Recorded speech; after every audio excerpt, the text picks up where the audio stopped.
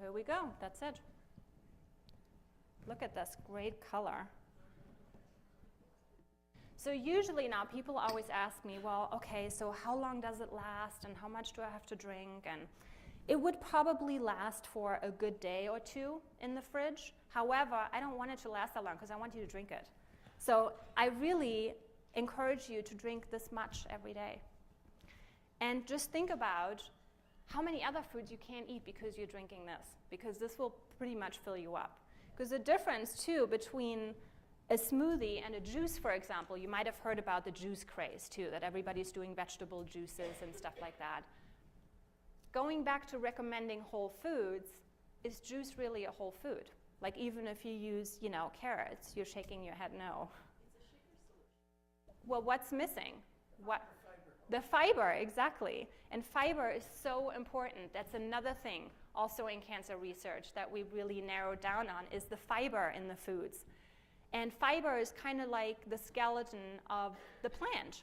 So animals have, and us, we have a skeleton. The plant has fiber that keeps it up, the roughage. And fiber is so important for so many different things. I'm sure you guys have all seen those oatmeal boxes, the Quaker Oats, and it has the big heart on it and says American Heart Association recommends is preventing heart disease or whatever. Why is that? Why are oats so special? Fiber, exactly. It's the fiber. So it's not just oatmeal that you need to eat to prevent heart disease. It's pretty much everything that has fiber. So that's also the misconception that a lot of people have when they try to eat healthy, and let's say they start their breakfast with egg whites because they're health conscious, and then they might have a yogurt for snack and maybe some chicken breast for lunch. But when you stop and think about it, like how much fiber is in those foods? Zero, exactly. There's none in it. And fiber really is so important because, first of all, it satiates you, it fills you up. And then if it is when you're digesting your food, and it is in your colon, it basically waits for everything that needs to be transported out. So that could be cholesterol, that could be toxins, it could be cancer cells, it could be hormones. So all that stuff that is going and the liver is filtering out, it goes into your colon, and the fiber is waiting for it. And it's waiting for the fiber because it's like a lock system. And if there's no fiber, then it gets reabsorbed into the bloodstream. And that's why you have this endless cycle of stuff circling through your entire body. So that's why fiber is so important. Not only does it keep us thin, but it helps remove all the stuff that we don't want in our system. So that's why this is a whole food versus the juice, which has also a lot of nutrients, but it has no fiber, and we need fiber as well. So I encourage you all to try this and see how delicious this is. You get to try it. We're going to serve it outside right after, and everybody gets to try it. And so if you make this at home, which I highly encourage you to do, if you don't really like it, add some more fruit to it. Like if you start in the beginning and you can't quite put as many greens in it, that's fine.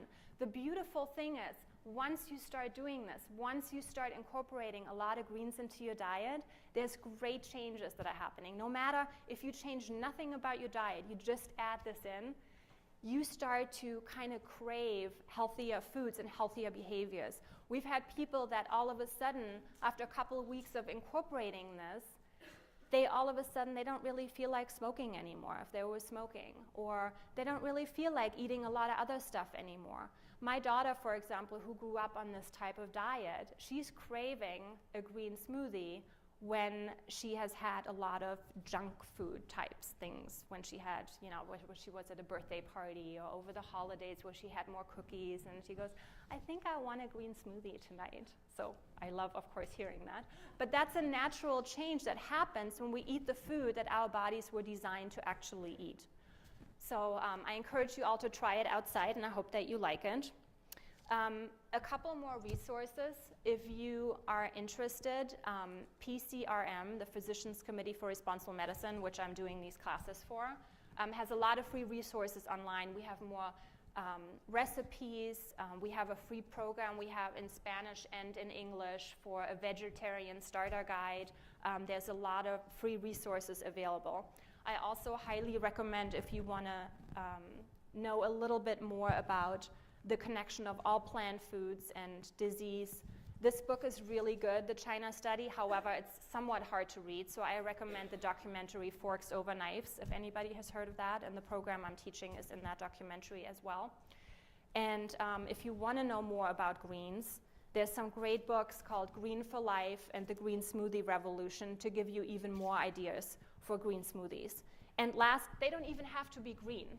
Like, for example, when I teach in schools for children, like some of them, we dare them with this and say it's the monster smoothie, and who dares to drink it? I bet you won't have it in you to drink it. And then, of course, they really go for it.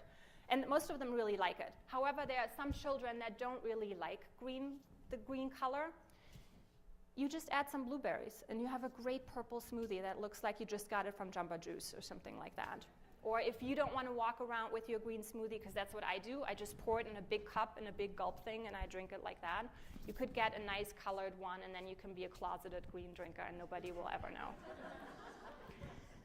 So I think that was kind of it. I think we can kind of add it up to, we can open it up to questions. Valerie. So now we're going to open it up to questions and answers, and I'll pass around some mics. You can use this one. And yeah, just raise your hand, and I'll try to get to everyone's questions in the remaining time that we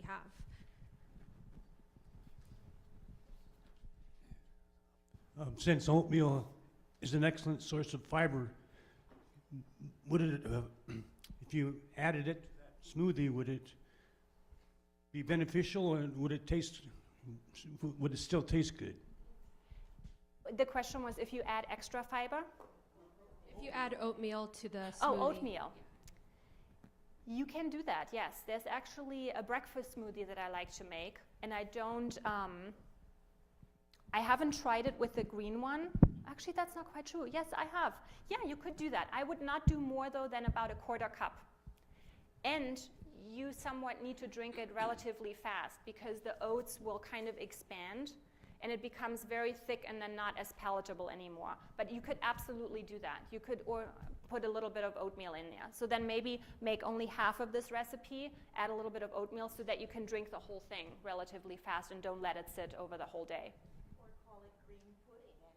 Green pudding, yes, there you go. Do you recommend not eating eggs?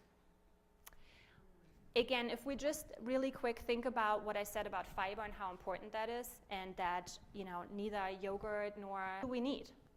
Does anybody know as percentage of calories? Like, what's the recommendation? How much protein do we need?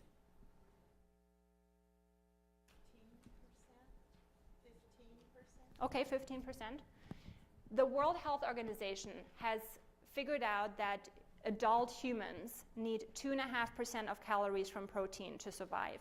To make sure that everybody gets enough protein, they up the number to 5%. For pregnant women, 6%.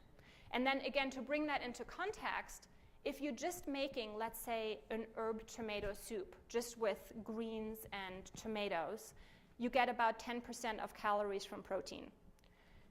So there is basically no known protein deficiency. If you have a protein deficiency, you have most likely other problems and you're starving and you're not getting enough calories. If you eat whole grains and then you eat any type of other vegetable during the day, or legumes are great, you get all the amino acids that you need, because protein is not just one clump of sort, it's different amino acids, and they come in different foods. And your body needs to take it all apart anyways. No matter if you're getting it from a chicken breast, it would take all the amino acids apart and then use them wherever it needs those amino acids. Or if you get them from plant foods. And with plant foods, you have the benefit of no cholesterol, a lot of fiber, no saturated fat, and all these other healthful phytonutrients. So that's why it's a really great thing. And in terms of the amount of fiber a day, we always say aim for 40 grams a day, which is a lot for most people. That's not even what they get in a week or sometimes in a month, unfortunately. But that amount of fiber, you will feel full, you will feel full sooner, so you will consume less calories, and you have all the health benefits of fiber. 40. What about nuts, raisins, the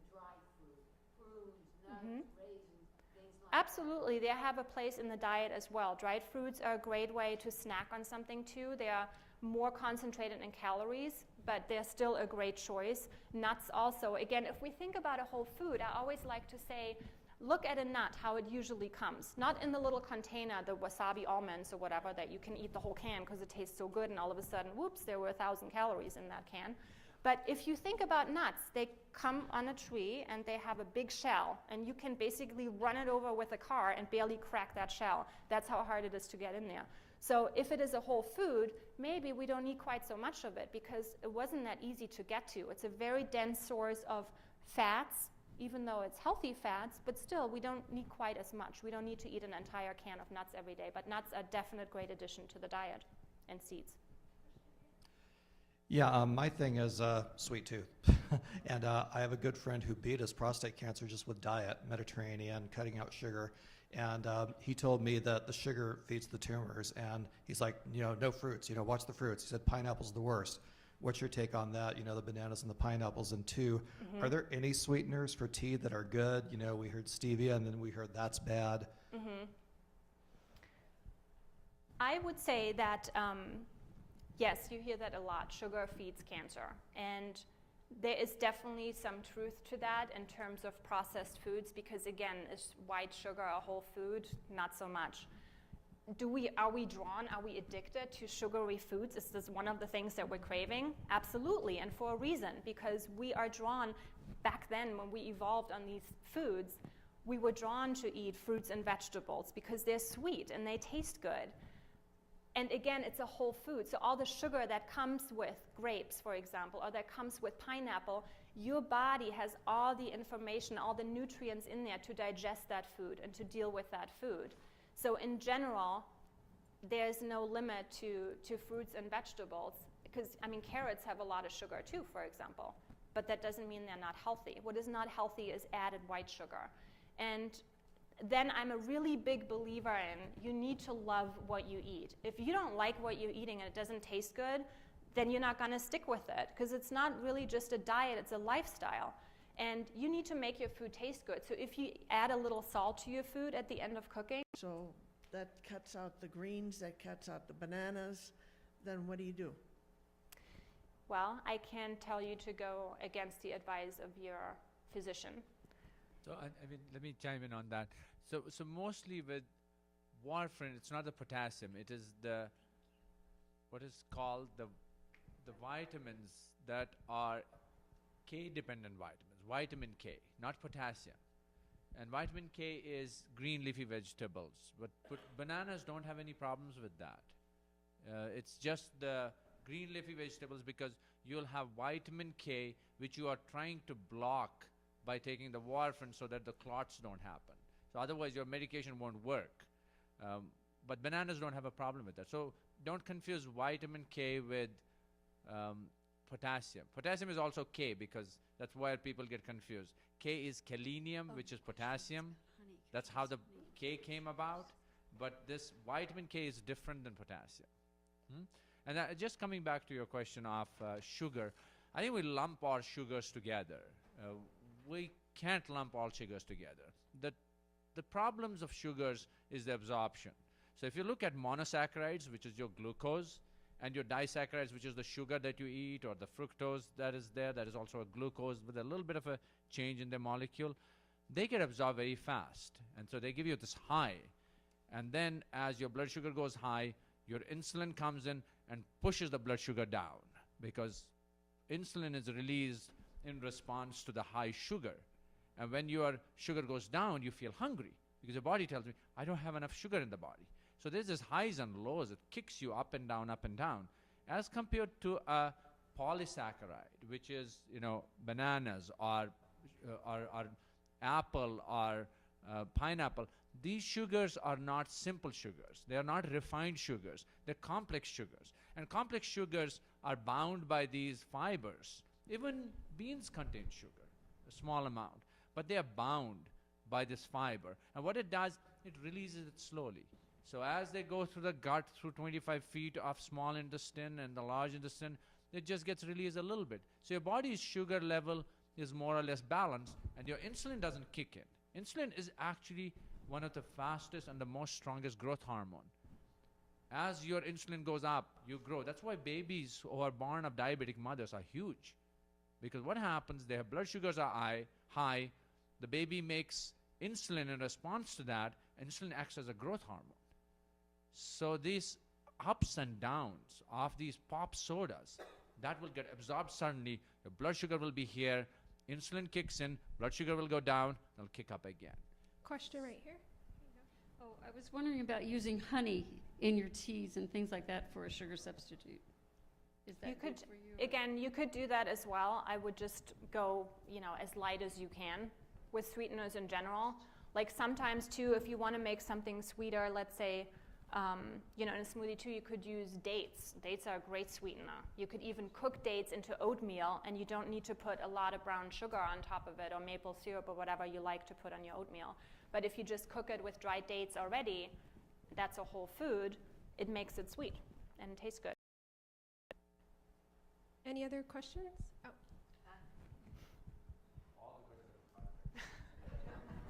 You can answer too, please try. Somebody recently told me about the good of beets and juicing beets. This lady who has a brain tumor said her tumor hasn't grown for 7 months because of beets. And that question. And then bread. I know not white bread, but is the whole grain bread okay, even though it might turn to sugar? Is that still the slow release type? Okay.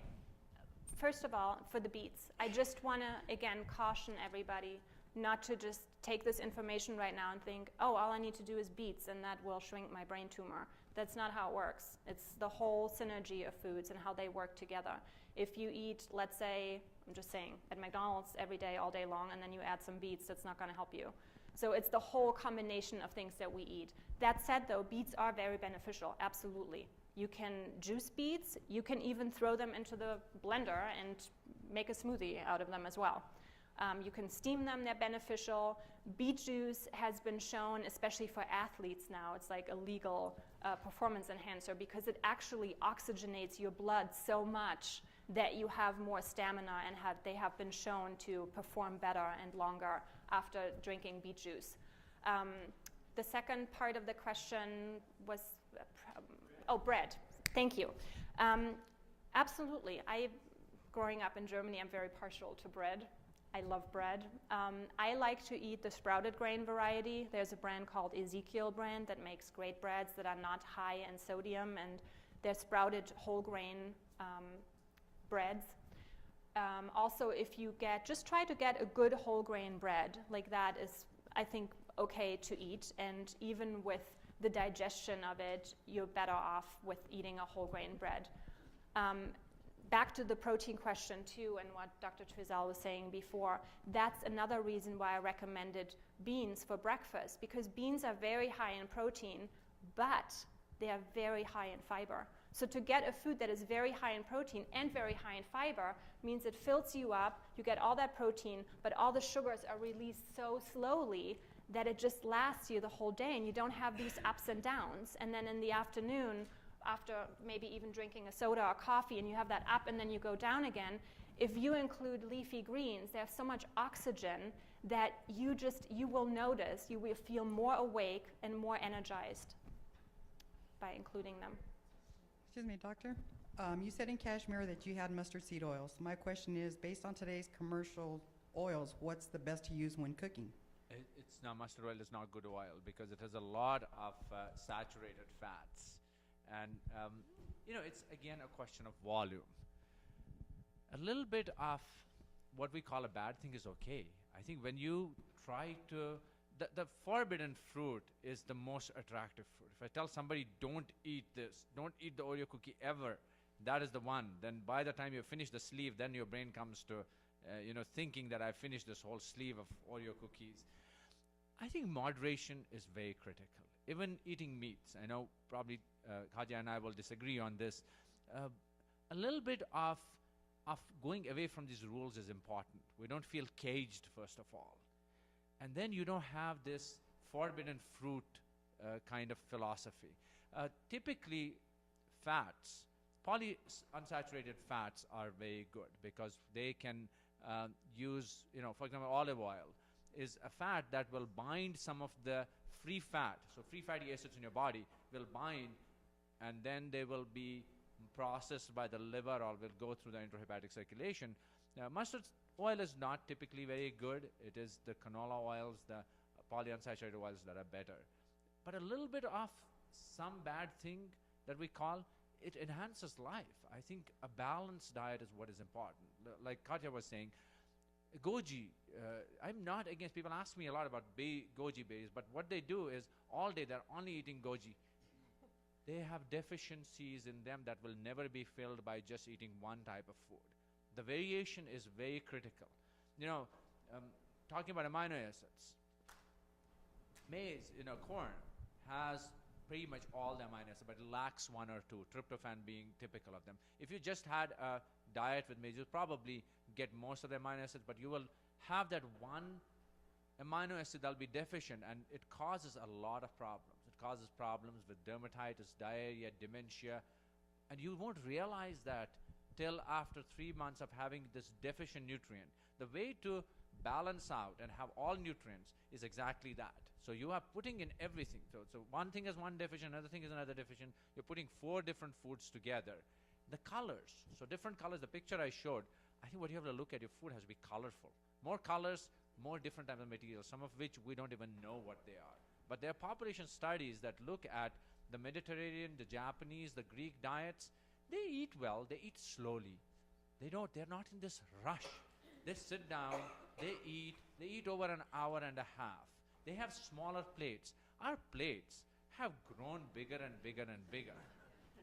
We go through drive-thrus now. We don't even get out of the car to go from here to there. I mean, I had this amazing slide that showed how the Neanderthals would hunt for their food. And the reason that we have come to this is because our body has not adapted to what the technology has adapted to.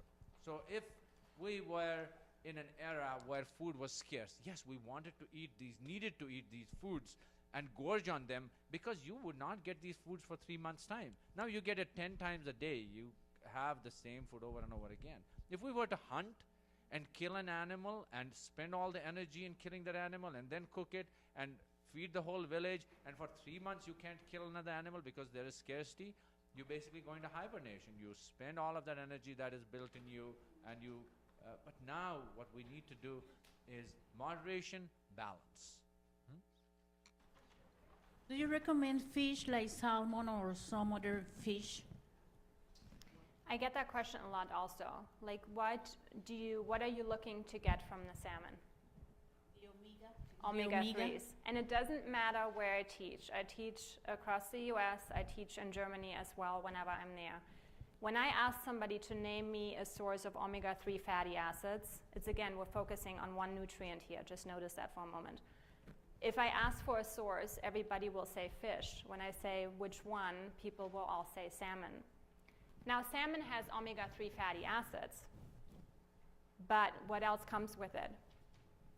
Saturated fat, cholesterol, no fiber. So no animal on the planet, including humans and salmon, can make omega-3 fatty acids. They're essential nutrients and essential fatty acids that we need to eat. So where did the salmon get the omega-3 fatty acids from? Advertising, yeah. Pills, fish oil. No, where did any?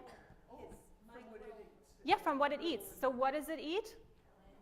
Plants, greens, algae, exactly. Greens. Greens are the original source of omega-3 fatty acids. You could eat nothing, and again, don't do that. It's not what I'm recommending. But you could eat nothing but iceberg lettuce, and you would get enough omega-3 fatty acids. So we want to eat a whole rainbow of foods and colors, and a rainbow of fruits and vegetables and whole grains and legumes. And we don't need to look for that one ingredient, the salmon that we need to eat, or the omega-3 fatty acids. If you eat whole foods, you get all the omega-3 fatty acids you need. So I'm not recommending salmon. Okay, Yes? kind of two. The oil, I know the coconut oil is real big right now for cooking and also for your skin for softening it because there's a lot of chemicals in our lotions too. And do you prefer buying organic over not organic? Was that question for Yeah, me? that I'm one's for so excited. Thank you. I love talking about oils. That was actually the one thing because oils, again, let's think about whole food here. Is oil a whole food? No, exactly. Oil is a highly processed food that has been extracted from corn or olives or whatever. So am I in favor of eating corn and olives? Yes. Oil, I'm just saying we have to be very careful, and I think moderation, unfortunately, is something that people don't know how to moderate. And yes, it's true too, and by answering the same question, that you don't have to let go of all animal products to be healthy if you're in general good health already. If we look, like Dr. Trizell was also mentioning, at the Asian diets, they also eat animal products. But what they do is they have one steak, let's say, and they slice it very thinly, and they spread it out on 8 different plates. And it's just something that gives a little taste of something, but not by us where we have that huge steak and a little bit of parsley on the side, and that's the green leafy vegetable. So that's, just to keep in mind. And exactly, because we don't really like parsley, because it's bitter and you have to chew it. But with the oil too, so I just want to recommend with the Mediterranean diet, there's so much talk about the Mediterranean diet, but which one? There's like 50 some countries in the Mediterranean. Which diet are you going to follow? And for most of the time, Americans seem to follow kind of the Greek diet, and then they have a little bit of red wine with it because it might be the French diet, so we're not really quite sure. And when you really research it and you go back to the original Mediterranean diet that is quoted so much, it was after World War II in Greece, where people were pretty much starving and they ate mostly plant foods. They were working very hard for their food. They had a little bit of fish, and the high olive oil consumption was 3 tablespoons. That's usually less what people put on their salad, especially because we've heard, oh, olive oil is great, kind of like how salmon is great, and so we guzzle olive oil all over our plate and have a glass of wine with it and think we're doing better now, and we're not, unfortunately. So I just wanted to point that out. And okay, I'm sorry. And organic certainly is always better, but you go with what is available to you. As long as it's plant foods, it's going to be better. That was my question, organic versus non. Yeah, in general, I like to get organic, and there's some studies that have shown that there's higher nutrient content in organic fruits and vegetables. I would go, in general, if it's a money concern too, I would buy, for example, bananas. They don't have to be organic because we peel them. An avocado, you cut it, you take the peel off, you don't eat it, so it doesn't have to be organic. However, apples, for example, I highly recommend to buy organic because you do want to eat the skin where a lot of nutrients are right underneath the skin. Potatoes is another one. I recommend organic potatoes for the same reason because they're heavily sprayed. But, even eating pesticide-ridden vegetables and fruits is better than not eating them. So they still show benefits, seriously. Like it doesn't have to be that complicated or expensive. And speaking of potato, what would be the better, the sweet potato or the red potato? Sweet potatoes are great. Certainly they have so much beta-carotene without focusing on one nutrient here, but it has been shown to be very beneficial. However, if we think about populations in the world that are the healthiest, and what people have been living on. In Eastern Europe, they've been living off of potatoes, for a long time when there was not much else in the winter, and they didn't have the diseases that we do. It's just when you take that potato and you cut it up and you deep fry it in oil, then all of a sudden it's 50% fat, and we don't need that. It makes us very unhealthy. Then the as a matter organic, of fact. non-organic doesn't make it. Exactly, it doesn't matter anymore if we drown it in oil. But in general, vary your potatoes. It doesn't mean just eat sweet potatoes. Sweet potatoes are great, but vary it, whatever you like and tastes good to you. The other thing that I want to add is that organic tends to be much more expensive. And you see foods in America, the good foods are the most expensive foods because it's much easier putting it into a machine, putting it processed, taking the Twinkies and keeping them on the shelf for 20 years. They will survive a nuclear war and nothing will happen. But the fact is that the organics and non-organics, there's not a huge difference. So there was a large study done in Northern California, did not show a big difference. There might be differences, especially because of the fertilizers we use, but from a nutrient perspective, there's not a big difference. You wash your regular foods. I don't want people, because of the cost factor, now saying, Absolutely. I'm going to spend little amount, whatever money I have on the organic, and then the wide range that you have, you can really select, the ones that you eat with the skin. Yes, organic might make a difference, but I would not focus that much on it that I'd spend all the money on the organic ones.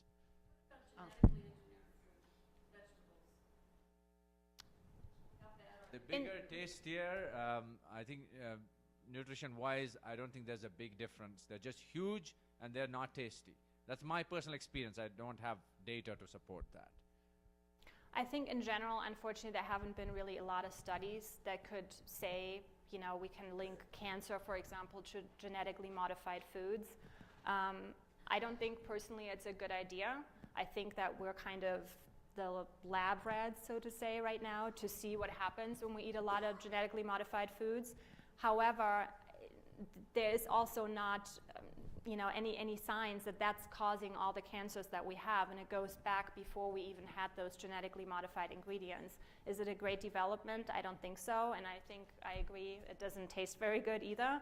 So I try to avoid it, but it's not to blame for the cancer epidemic that we're having, unfortunately. The cancer, when you look at what causes cancer, we know that 10 to 15% cancers are caused by your genetics. So there are people who, whatever healthiest lifestyle they live, the cancer because they have abnormal genes. Now, what they can do with the diet is delay this cancer or have a decreased incidence, but the cancer risk is much higher.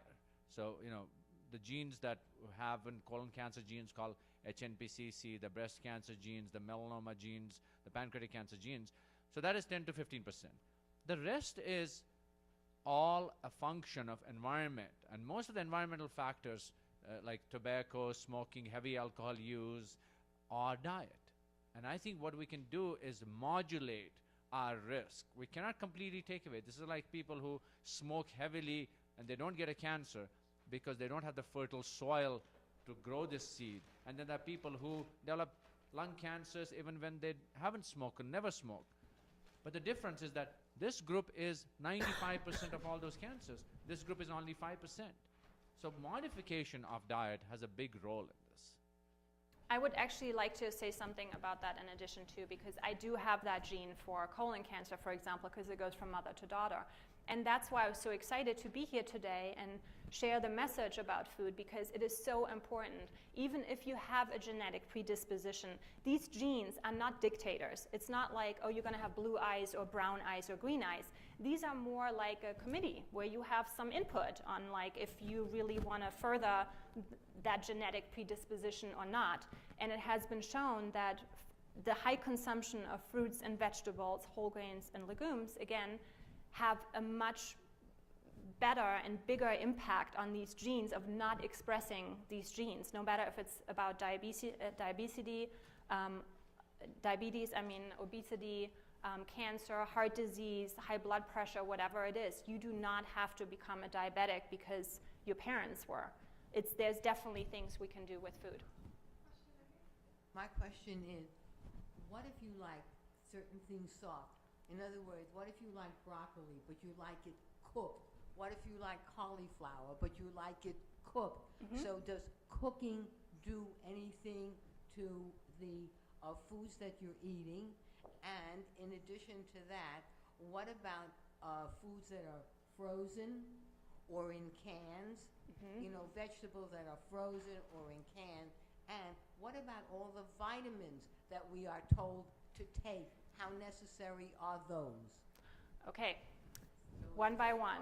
So the first part of the question, when you cook your foods, I say go for it. Eat however you like it. It doesn't matter. There are certain vitamins that you're losing, water-soluble vitamins. But if you cook them into a soup, for example, and you're eating the liquid too, it doesn't really matter for one.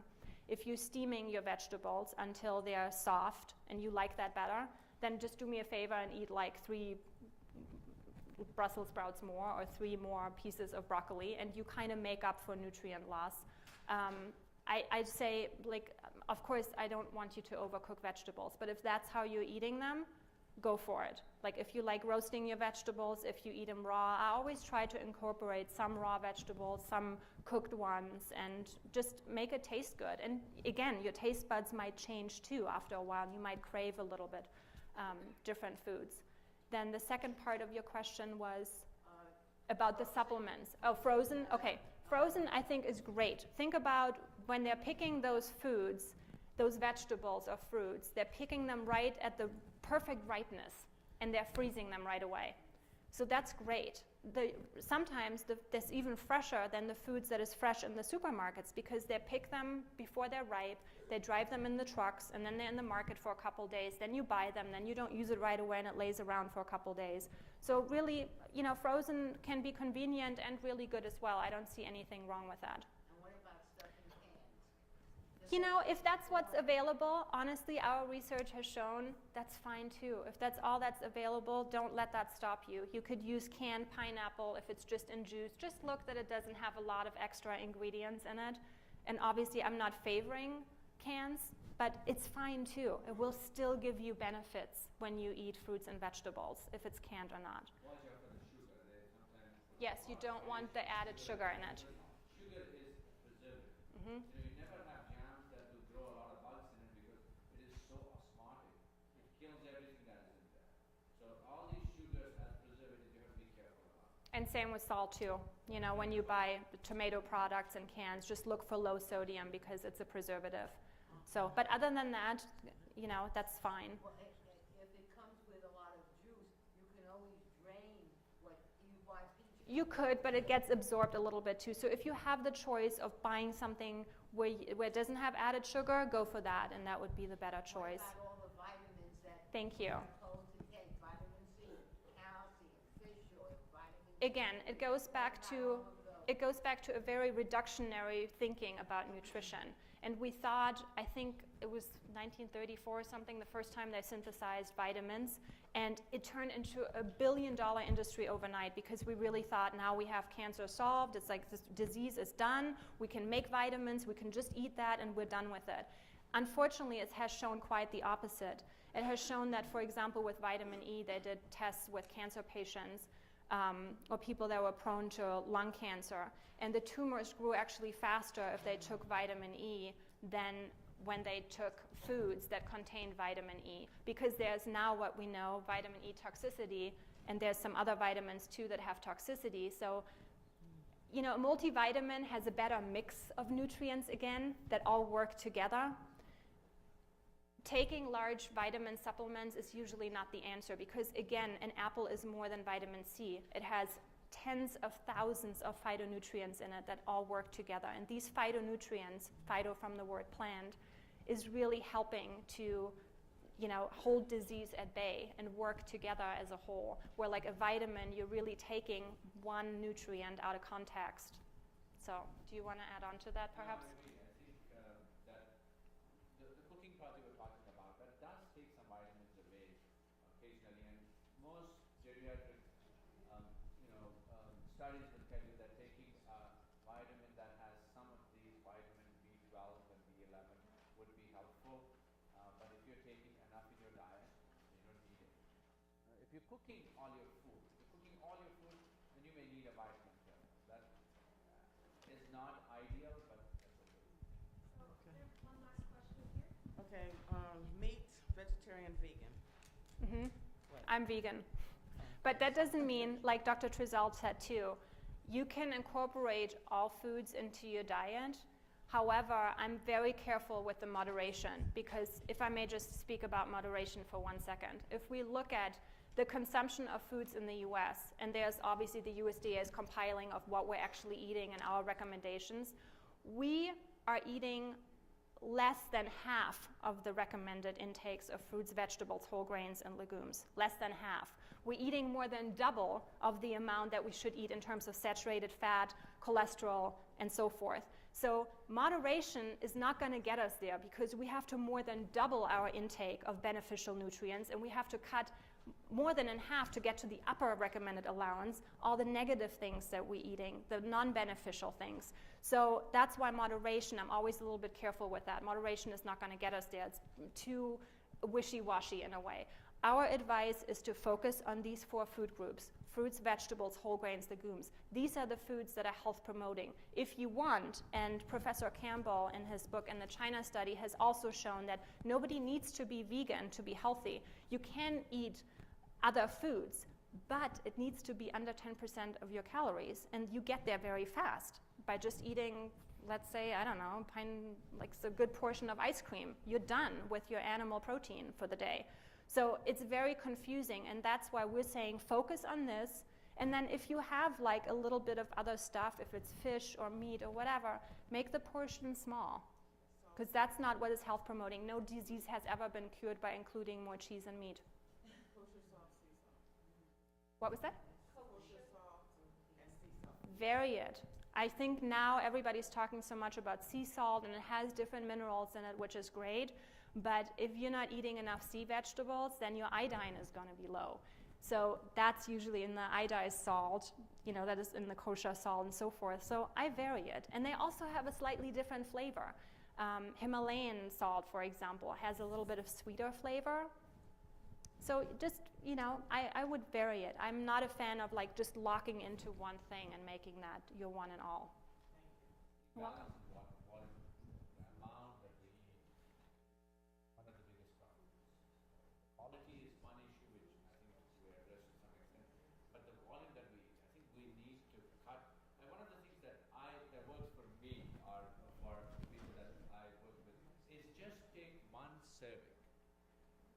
My biggest problem was going to a buffet. I could not stop.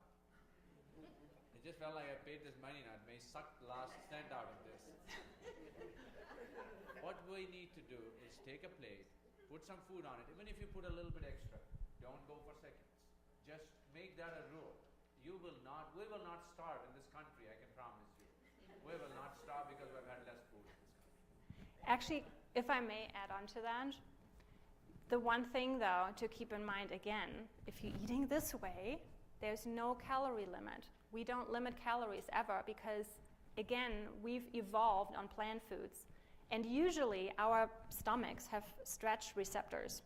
So if you eat about a big plant-based meal with rice and beans and vegetables and some fruits, whatever, after about 500 calories, you're pretty full and you feel full, which is why when you eat more fiber in your diet, you feel full earlier without feeling deprived. Now let's add some oil to that. 1 tablespoon has about 120 calories. Does that register in your stomach? So when you eat fatty foods or foods that are higher in calories, they're not as nutrient dense, but they're very high in calories, and it doesn't even register that you ate that.